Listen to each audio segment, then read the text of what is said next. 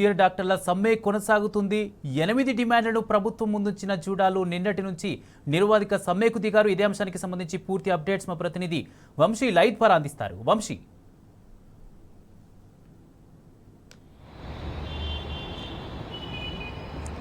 కుమార్, నిన్న నుంచి కూడా జూనియర్ డాక్టర్ల నిరవధిక సమ్మె అనేది కొనసాగుతూ ఉంది. ఈరోజు రెండో రోజుకి చేరుకున్నటువంటి విషయం కూడా తెలిసిందే.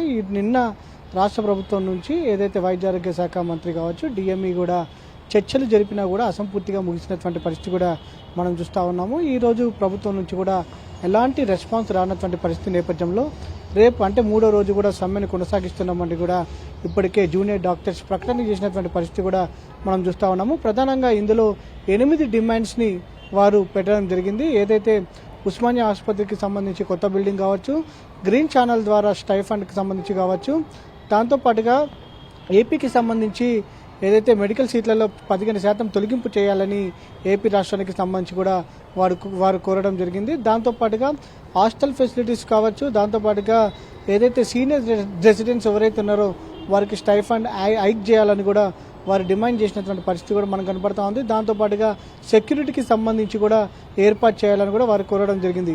నిన్న వైద్య ఆరోగ్య శాఖ మంత్రి కావచ్చు, ఏదైతే డైరెక్టర్ ఆఫ్ మెడికల్ ఎడ్యుకేషన్తో జరిగినటువంటి ఏదైతే చర్చలకు సంబంధించి కూడా విఫలమైనటువంటి పరిస్థితి ఉంది. ఇప్పటికే రాష్ట్ర వ్యాప్తంగా ఉన్నటువంటి అన్ని టీచింగ్ ఆసుపత్రుల్లో కూడా ప్రజలు ఇబ్బందులు పడుతున్నటువంటి పరిస్థితి కూడా మనకు కనపడతా ఉంది. ప్రధానంగా అటు ఎలెక్టివ్ సర్జరీస్ కావచ్చు, అవుట్ పేషెంట్ విభాగానికి సంబంధించి కావచ్చు, దాంతోపాటుగా వార్డ్ డ్యూటీస్కి సంబంధించి కూడా ఇప్పటికే జోడాలు ఏదైతే బహిష్కరించినటువంటి నేపథ్యంలో ప్రజలు కూడా తీవ్రమైనటువంటి ఇబ్బందులు ఎదుర్కొన్నటువంటి పరిస్థితి కూడా మనకు కనపడతా ఉంది. దాంతోపాటుగా రాష్ట్ర వ్యాప్తంగా ఉన్నటువంటి ఏదైతే టీచింగ్ ఆసుపత్రిలో 50% మేర ఎలెక్టివ్ సర్జరీస్ నిలిచిపోయినటువంటి పరిస్థితి కూడా మనం చూస్తూ ఉన్నాము.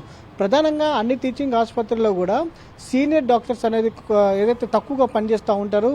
అటు ఉదాహరణకి మనం ఉస్మానియా ఆసుపత్రిలో చూస్తే మాత్రం 45 మంది సీనియర్ డాక్టర్స్ ఉండగా వీరి కింద దాదాపుగా 500 నుంచి 1000 మంది వరకు కూడా రెసిడెంట్స్ కావచ్చు, ఇతర సిబ్బంది కూడా జూనియర్ డాక్టర్స్ కూడా పనిచేస్తూ ఉంటారు. అయితే దీని ద్వారా అటు ఏదైతే వచ్చినటువంటి రోగులకు కూడా ఇబ్బంది ఏర్పడుతున్నటువంటి నేపథ్యంలో ఈ సమ్మె ద్వారా ప్రభుత్వం రెస్పాన్స్ ఇచ్చి వెంటనే ఈ సమస్యను పరిష్కరించాలని కూడా అటు ప్రజలు కూడా కోరుకున్నటువంటి పరిస్థితి కనబడుతూ ఉంది. రేపు కూడా సమ్మెని కొనసాగిస్తున్నటువంటి పరిస్థితి కూడా చూస్తూ ఉన్నాము. Kumar, right, thank you Vamsi.